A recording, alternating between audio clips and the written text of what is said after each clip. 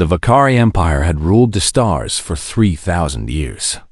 They had conquered 17 star systems. They had destroyed armies that numbered in the billions. They had never lost a war.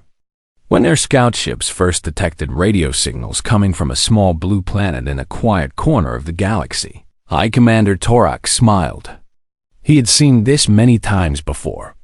A young species, just beginning to reach into space, sending out signals without knowing who might be listening. Easy prey. Torak studied the reports about Earth for several weeks. His officers gathered information from the humans' own broadcasts. They learned about their weapons, their governments, their cities. The humans had nuclear bombs, yes, but nothing that could threaten Vakari shields. They had armies, but they were scattered and divided into many nations. They had no unified planetary defense. This will be simple, Torak told his war council. We will take one major city. We will demonstrate our power. They will surrender within days. He chose Seoul, the capital of South Korea. It was a massive city, home to nearly 10 million people. More importantly, it was densely packed. The Vakari could position their ships overhead and threaten to destroy the entire population if the humans did not submit. The invasion began on a Tuesday morning in spring. Vakari dropships descended through the clouds like metal rain. They were huge, each one carrying 500 soldiers in full combat armor. The ships landed in parks, on highways, on the rooftops of tall buildings. Vakari soldiers poured out with their plasma rifles ready. The first day was chaos. The Korean military responded quickly, but their bullets bounced off Vakari armor like pebbles against stone. Their tanks fired, but Vakari energy shields absorbed the explosions. Fighter jets screamed overhead, but Vakari anti-air weapons brought them down in flames. By sunset, the Vakari controlled the city center. Torak broadcast a message on every television and radio frequency. People of Earth, he said, his voice translated into Korean, English, and a dozen other languages. Resistance is pointless. Surrender your planet, and you will be treated fairly. Fight us, and you will be destroyed. Most people fled. Millions of refugees clogged the highways heading south. The government evacuated to Busan. The formal military retreated to regroup and plan. A counterattack that everyone knew would fail. But not everyone ran.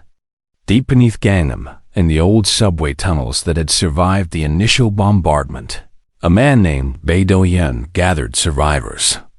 Do-hyun was 45 years old. He had served 20 years in the Korean Special Forces before retiring to teach martial arts to children. Now he found himself leading what remained of his neighborhood. There were perhaps 200 people in his group. Old men, young mothers with babies, teenagers who had been on their way to school when the sky fell, office workers still wearing their suits, shop owners who had grabbed what food they could carry. And there was Kang Yuna. Yuna was 32. Before the invasion, she had been a competitive archer. She had represented Korea in 3 international competitions and won 2 gold medals. Now she stood before Do-hyun with a compound bow. She had rescued from her destroyed apartment and a look in her eyes that he recognized. It was the look of someone who would not run. "I can teach people to fight," she said simply. Do-hyun nodded. They had almost no guns. The military had taken most weapons when they retreated. But they had anger. They had desperation. And they had something the Vakari had not considered. They had skills. For the next 2 days, they hid. Yuna trained anyone willing to learn. Some people knew how to shoot from their time in the military. Korea required all men to serve. Others had hunted with their fathers as children. A few, like Yuna, had trained in precision sports their entire lives. On the 3rd day, the Vakari began their patrols. Squads of alien soldiers marched through the streets, searching buildings, rounding up any humans they found. Their captain, A tall creature with 4 eyes and gray skin set up a broadcast station in the ruins of a shopping mall. He was going to deliver another surrender demand. He never finished his sentence. The shot came from nearly 2 kilometers away. It punched through the small gap in his helmet where his translator device connected. He was dead before his body hit the ground. The Vakari soldiers scrambled for cover. They scanned the surrounding buildings with every sensor they had. Thermal imaging, motion detection, sound triangulation. They found nothing. The shooter was already gone. Her name was Park Jisoo. She was 63 years old. She had gray hair, bad knees, and reading glasses she kept on a chain around her neck. In 1984, she had won a bronze medal in shooting at the Olympic Games. After that, she had become an accountant, raised 3 children, and buried her husband 5 years ago. When the Vakari killed her daughter in the first bombing, something inside her went cold and hard. She had gone to her storage unit, where she kept old things she could not throw away. Among them was her grandfather's hunting rifle. It was old, yes. It had no computer targeting, no fancy scope. But she had learned to shoot on this gun, and her hands still remembered. She had watched the Vakari patrol for 2 days, learning their patterns. She had found a position in the skeleton of a burned-out apartment building. She had calculated the distance, the wind, the drop of the bullet over such a long range. Then she had taken her shot. Now she walked through the back alleys, the rifle hidden in a rolled-up blanket. She looked like any other grandmother fleeing the violence. The Vakari soldiers ran past her without a second glance, searching for a sniper they would never find. Jisoo allowed herself a small smile. Her hands did not shake. Her heart did not race. She felt nothing but cold satisfaction. She had many more bullets. That night, in the subway tunnels, word spread of what had happened. A Vakari officer, killed by a single shot. No military unit had claimed responsibility. It was just a civilian. Just an old woman with an older rifle. Do-hyun listened to the reports and understood something important.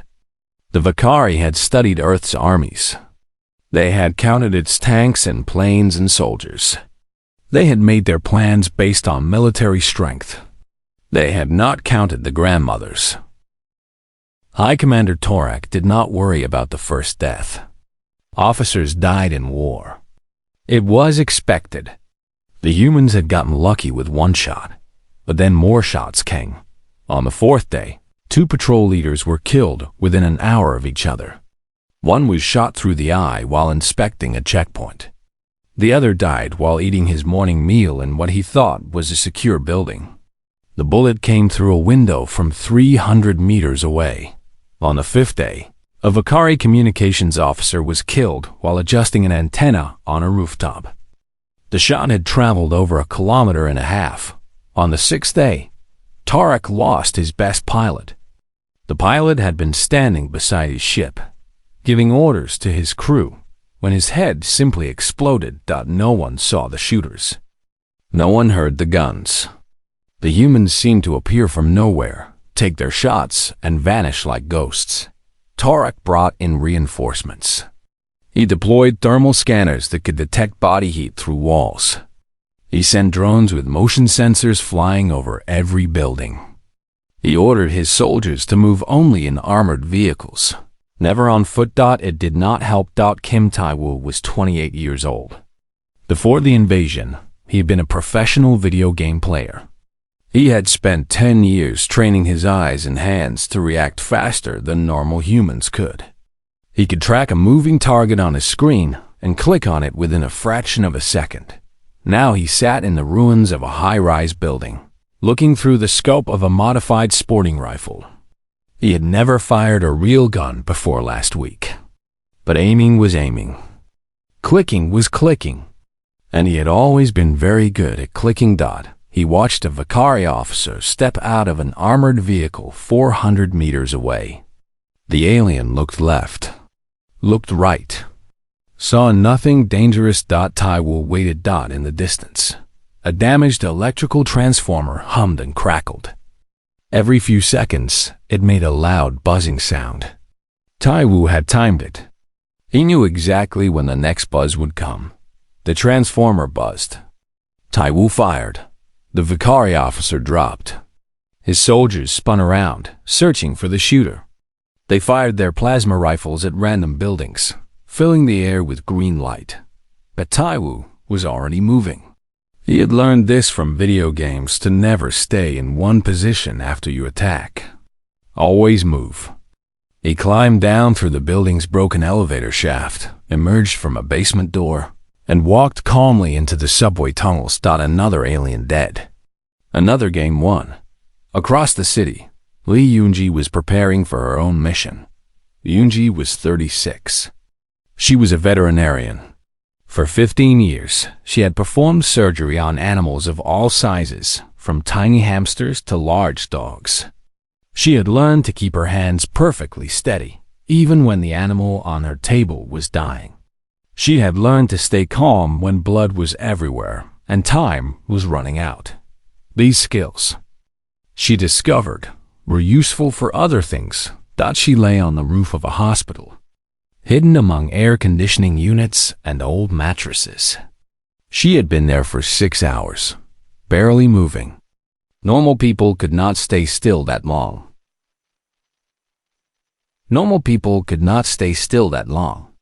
Their muscles would cramp. Their minds would wander. But Yunji had once spent 9 hours in surgery, saving a dog that had been hit by a car. She knew how to focus. She knew how to wait. Below, a Vicari patrol was setting up a checkpoint. They were searching vehicles, pulling humans out of cars, and examining them for weapons. An officer stood nearby, watching the work. Yunji controlled her breathing. Slow and steady. She could hold her breath for nearly 3 minutes, a skill she had developed for scuba diving on vacations. Now she used it to become completely still. She took a breath, held it, aimed. Fired. The officer fell. Yunji did not wait to see the chaos that followed. She rolled backward, grabbed her rifle, and disappeared into the hospital's emergency stairwell. In Bizen, an old fisherman named Choi Minho heard the news on a hidden radio. He smiled. Minho was 68. He had spent his entire life on the ocean. He knew the wind better than he knew his own children. He could feel a storm coming hours before the clouds appeared. He could read the movement of waves and understand the currents beneath them. When the Vicari invaded, Minho had fled north with thousands of others. But he had not run to escape. He had run to fight. He found the resistance in Daegu. They gave him a rifle and old military weapon left behind when the army retreated. He held it in his hands and felt its weight. He understood immediately how the bullet would fly, how the wind would push it, how gravity would pull it down. It was no different from casting a fishing line. Just physics. Just understanding the world. His first shot was from 800 meters, in a crosswind that would have made most marksmen give up. He hit the target in the throat. His second shot was even longer. By the end of the first week, the Vicari had lost 47 officers to unknown shooters. Their intelligence division produced a report for High Commander Torak. They had analyzed the shooting patterns, the positions, the timing. They had expected to find a highly trained special forces unit, perhaps American or British soldiers, who had come to help Korea. Instead, they found something much worse. The shooters were not soldiers. They were a grandmother, a video game player, a veterinarian, and a fisherman. They were a high school archery captain, a retired factory worker, and a woman who had spent 20 years competing in target shooting as a hobby. They were ordinary people. Torak read the report 3 times. He could not believe it. "This is impossible," he said. "These are civilians. They have no military training. How are they killing my officers?" His advisor had no answer. The Vicari had conquered 17 star systems. They had defeated professional armies with the best weapons and training in the galaxy. But they had never faced an enemy like this. They had never faced a species where every civilian was a potential killer, and they were only beginning to understand how much trouble they were in. 3 weeks passed. The Vakari controlled the buildings and the streets, but they did not control the city. Not really. Every day, more officers died. Every night, more supplies disappeared from Vakari warehouses. Human refugees seemed to flow through the occupation like water through a net. They were everywhere and nowhere. High Commander Torak had stopped sleeping. His gray skin had become pale. His 4 eyes were bloodshot and tired. He had conquered worlds. He had crushed rebellions. He had never experienced anything like this. His officers were afraid to go outside. They moved in armored vehicles with shields raised at all times. They wore full combat armor even inside their own bases. And still, somehow, they died. A sniper shot through a ventilation shaft. A bullet that curved around a corner by bouncing off a mirror. A kill shot from a building that thermal scanners showed was completely empty because the shooter had covered herself in cold mud to hide her body heat. The humans were learning, adapting, getting better.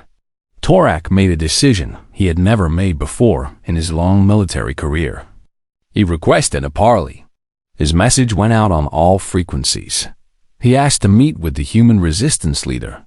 He promised safe passage. He promised to negotiate. In the subway tunnels, Beidou Hyun received the message. He sat in silence for a long time, thinking. Kang Yuna sat beside him. "It's a trap," she said. "Maybe," Do-Hyun agreed, "but I don't think so.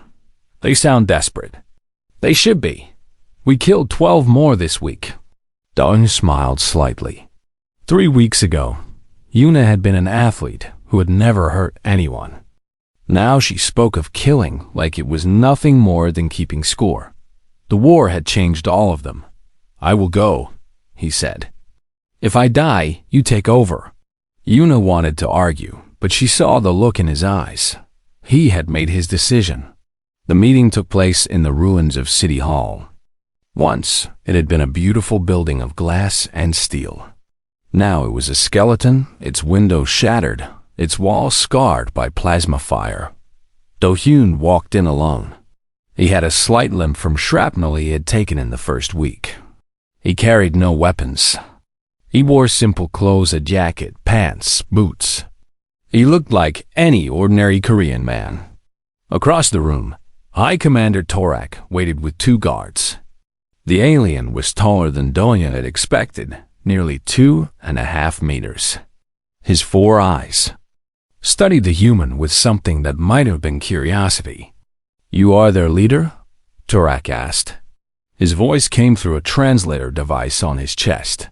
"I am one of them," Do-Hyun said. "We don't really have one leader." Torak waved this away. "Sit." They sat on broken chairs in the middle of the ruined building. Wind blew through the empty windows. Somewhere in the distance, something was burning. "We have analyzed your military forces," Torak began. "Your professional army is scattered. Your government has fled. You have no coordinated command structure. No air support, no heavy weapons." Do-Hyun said nothing. "Yet my officers continue to die." Torak leaned forward. "Precision kills. Single shots. No witnesses. We detect no military equipment. No special forces signatures. Nothing." He paused. "Which human is your sniper?" Do-Hyun blinked. "I'm sorry?" "Your sniper," Torak repeated. "The one who is killing my officers. We know you have one. Someone with extraordinary skill. Someone with training beyond anything we expected. Identify this person and we can negotiate terms." For a long moment, Do-Hyun simply stared at the alien commander. Then he did something Torak did not expect. He laughed. It was not a cruel laugh or a mocking laugh. It was the laugh of a man who had just heard the funniest joke of his life. He laughed until tears came to his eyes. He laughed until his chest hurt. Torak waited, confused. Finally, Dohyun caught his breath. He wiped his eyes and looked at the alien with something like pity. "Sniper?" he said. "You think we have a sniper?" "Obviously you do. The skill level required for these kills." "Commander," Dohyun interrupted. "We don't have a sniper." Torak frowned. "Then who is killing my officers?" Dohyun leaned back in his chair. He looked at the alien for a long moment, considering how to explain something that should have been obvious. "Let me tell you about humans," he said. "In our culture, children start learning precision skills before they can read. We call them games, sports, hobbies. A child throws a ball at a target. A teenager shoots arrows at rings. A young man plays video games that require him to aim and fire thousands of times per hour." Torak listened. "We have competitions," Dohyun continued. "Millions of people around the world compete to see who can throw farthest, aim truest, shoot fastest. We call it entertainment. We give medals to the best. Then they retire and become accountants and fishermen and grandmothers." He paused. "You ask which human is our sniper." Dohyun smiled, but it was not a friendly smile. "Commander, you're asking the wrong question. Every human is a potential sniper. Every single one of us has spent our entire lives training for this moment without even knowing it." He stood up slowly. "You want me to identify our sniper? Fine." He gestured toward the window, toward the ruined city, toward the millions of people still hiding in its shadows. "Pick any civilian. Any one of them. The grandmother in that building over there. The teenager hiding in that basement. The office worker who used to play darts at the bar every Friday night." He looked directly into Torak's 4 eyes. "Pick any civilian. They don't fail." The room was silent. Torak stared at the human, searching for some sign that he was bluffing, exaggerating, trying to frighten him. He found nothing but cold truth. "This meeting is over," Dohyun said. "You can leave our planet now, or you can keep sending me targets. Your choice." He turned and walked out of the building. Torak's guards moved to stop him, but Torak raised a hand. "Let him go." The High Commander sat alone in the ruins for a long time, thinking about what he had just heard. Pick any civilian. They don't fail. For the first time in his 3,000 years of war, High Commander Torak was afraid. After the meeting, Torak ordered his intelligence officers to study everything about human culture. Not their weapons, not their military, their people. What they found terrified them. Humans did not simply learn to fight when war came. They trained for it their entire lives without realizing what they were doing. Their sports were combat simulations. Their games were battle practice. Their hobbies were weapons training, archery, shooting, darts, hunting, video games. Even simple things like throwing a baseball or kicking a soccer ball, all of it trained the human body and mind for precision, timing and accuracy. And they did it for fun. The Vakari had never seen anything like it. On their home world, only soldiers trained for combat. Civilians did civilian things. There was a clear separation between warriors and ordinary people, but on Earth, there was no separation. Every human was a warrior waiting to wake up. In soul, the resistance grew stronger every day. Han Sign was 17 years old. 1 month ago, she had been the captain of her high school archery team. She had won 3 regional championships. She had been planning to try out for the national team. Now she sat on a rooftop, studying a Vakari drone through a pair of stolen binoculars. The drone was a patrol unit, flying a regular pattern over the city. It had sensors that could detect weapons, so Soyen could not carry her bow openly. But she had learned something important about the drones. They had a blind spot. For exactly 2 seconds during each turn, the drone's sensors pointed away from a specific angle. 2 seconds was not much time. A normal person could not do anything useful in 2 seconds. But Soin was not a normal person. She was an archer who had trained for 10 years to draw, aim, and release in a single fluid motion. She could do it in less than 1 second. She waited. The drone turned. Its sensors swept away from her position. Soin rose, drew her bow, and fired. The arrow punched through the drone's sensor housing. The machine wobbled, sparked, and fell from the sky. Soin was already gone before it hit the ground. Across the city, young Woojin was doing something just as important. Woojin was 42. Before the invasion, he had been a bank manager. Numbers were his life. He could calculate interest rates, loan payments, and investment returns in his head, faster than most people could type them into a calculator. Now, he used those same skills for something else. He had gathered every shooter in the resistance and organized them into a network. He calculated distances, wind speeds, angles, and timing. He coordinated attacks so that shots came from multiple directions at once, confusing the Vakari about where the real threats were. He sat in a basement, surrounded by maps and stolen radios, directing the resistance like a general commanding an army. But he never held a weapon himself. His weapon was his mind. Team 3, move to position Delta, he said into his radio. Wind is coming from the southeast at 8 kilometers per hour. Adjust your aim 2 centimeters left. On the other end, an old woman named Moon Hyeri received the instructions. Hyeri was 71. She had been a school teacher for 40 years. She had taught mathematics to thousands of children. She had never touched a gun until the Vakari killed her husband in the first bombing. Now she lay on a pile of rubble, looking through the scope of a rifle that was almost as old as she was. Her hands were steady. Her breathing was calm. She had taught children to focus and concentrate for decades. Teaching herself to shoot had been easy. She adjusted her aim according to Woojin's instructions. She saw a Vakari officer standing in a doorway, giving orders to his soldiers. She squeezed the trigger. The officer fell. Hyeri felt nothing. No guilt, no satisfaction. Just empty calm. She had loved her husband for 45 years. The aliens had taken him from her. Now she was taking something back. She packed up her rifle and moved to the next position, just like Woojin had taught her. The Vakari Psychological Warfare Division produced another report. This one was even more alarming than the last. They had interviewed captured humans. They had studied their society, their history, their culture. What they learned made no sense to Vakari minds. Humans did not stop being dangerous when they grew old.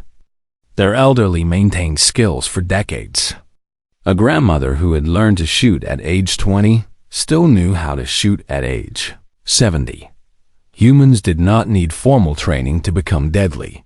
Their hobbies and sports gave them the same skills that Vakari soldiers learned in years of military academy. Humans did not give up when they lost.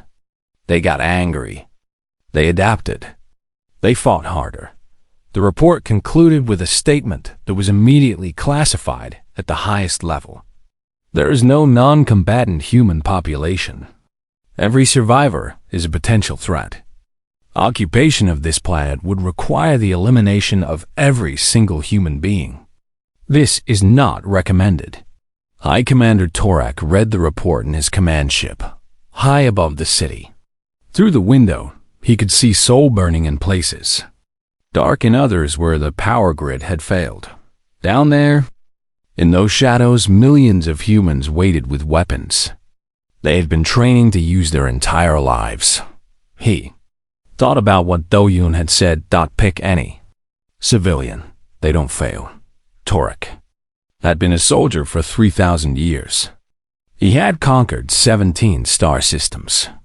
He had never retreated from a battle, but for the first time, he began to consider it, because he was not fighting an army. He was fighting a species, and every single member of that species was ready to kill him. This was not a war he could win. By the second month, everything changed.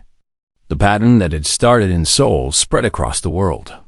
In Tokyo, office workers who had practiced kendo for exercise used their training to fight Vakari soldiers in close combat. In London, hunters who had tracked deer in the Scottish Highlands now tracked aliens through ruined streets. In Texas, farmers who had shot coyotes to protect their cattle turned their rifles on invaders from the stars. The professional militaries fought when they could. They launched attacks on Vakari positions. They destroyed supply lines. They shot down transport ships with missiles and anti-aircraft guns. But the real war was not fought by soldiers. It was fought by ordinary people who refused to become slaves. Oh Junho was a chef. He was 53 years old. For 30 years, he had run a small restaurant in the Myeongdong district of Seoul. He was famous for his knife work. He could slice vegetables so thin you could see through them. He could break down a whole fish in less than a minute. When the invasion came, Junho discovered that his skills translated to other things. He could not fight the Vakari directly. They were too strong, too well armored. But he could help in other ways. He organized a network of restaurant workers across the city. They knew how to move quickly and quietly. They knew how to carry heavy loads. They knew every back alley and service entrance in Seoul. Now they carried weapons instead of food. They passed ammunition through the same supply chains that had once delivered rice and vegetables. They hid resistance fighters in their kitchens and basements. And when Vakari officers came to eat at restaurants they had taken over, they sometimes found that their food tasted strange. Many of them did not wake up the next morning. Junho smiled when he heard the reports. He had always believed in feeding people what they deserved. Yunari was 24. She had spent 6 years training to become a K-pop idol before the company had dropped her. Those years had been brutal. 16-hour days of dancing, singing, dieting.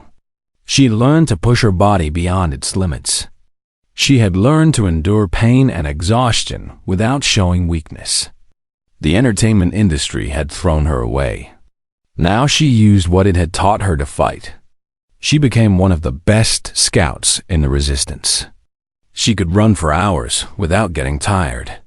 She could climb buildings and crawl through rubble without making a sound. She could go days with almost no sleep and still function perfectly. The Vakari never saw her. She moved through their checkpoints like a ghost. She gathered information about their positions, their schedules, their weaknesses. She carried this information back to Woojin, who turned it into attack plans. One girl who had failed to become a singer was now worth more than an entire intelligence agency.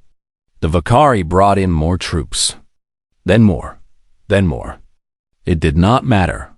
For every alien soldier they added, there were 1,000 humans waiting to kill them. The math was simple and terrible. The Vakari could not win this war. They could only choose how many of their own they wanted to lose before they accepted defeat. High Commander Torak understood this now. He had stopped looking at maps and battle reports. He knew they told a story of slow, inevitable failure. He requested a second meeting with Dohyun. This time, the meeting took place in a different location, a neutral zone that both sides had agreed to leave alone. It was a park, or what was left of one. The trees were burned. The grass was dead. But somehow, a few flowers still grew among the ashes. Torak arrived with only one guard.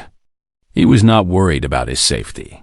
He had accepted that if the humans wanted him dead, they could kill him whenever they chose. Coming in force would not change that. Dohyun arrived alone, just like before. They stood facing each other in the ruined park. Neither sat down. "We have conquered 17 star systems," Torak said. His voice was quiet, tired. "We have defeated species with technology far beyond yours. We have crushed armies that numbered in the billions." Dawn waited. We have never faced a species like yours." Torak's 4 eyes looked at the human with something new in them. It might have been respect. "Your children learn to shoot for sport. Your elderly maintain skills they developed decades ago. Your civilians train in precision activities as hobbies." He shook his head slowly. "When we asked which human was your sniper, we expected a name. A unit. A special forces team." He paused. "We did not expect the answer to be all of you." Do-hyun remained silent. "I am authorizing a withdrawal," Torak said. "My forces will leave this planet. We will not return. In exchange, you will release our prisoners and allow our wounded to be evacuated." Do-hyun considered this. "That's acceptable." Torak turned to leave, then stopped. He looked back at the human. "We will warn others about your species," he said. "We will tell them what we learned here. Perhaps it will save lives." "Perhaps," Do-hyun agreed.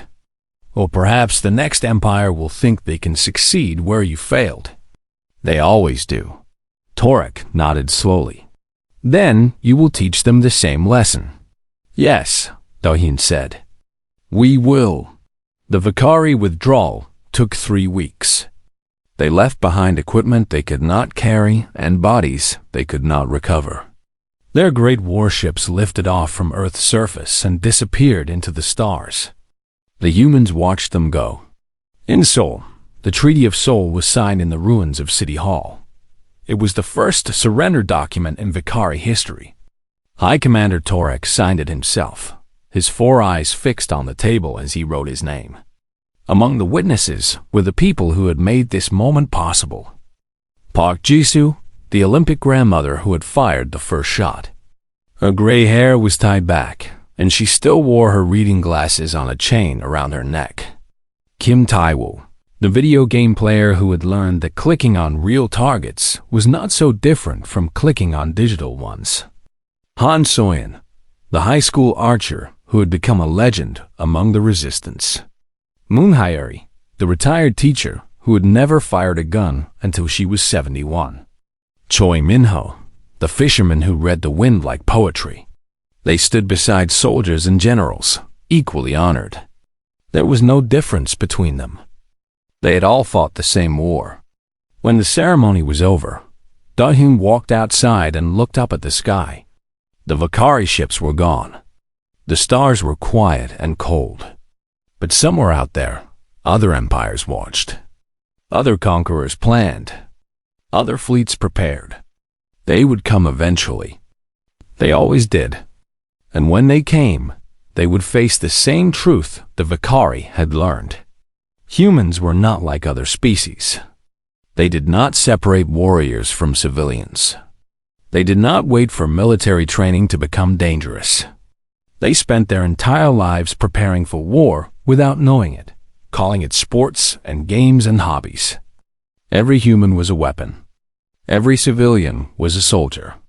Every survivor was deadly. And no matter how many aliens came, no matter how advanced their technology, no matter how powerful their armies, they would all learn the same lesson. Pick any human. Anyone at all. They don't fail.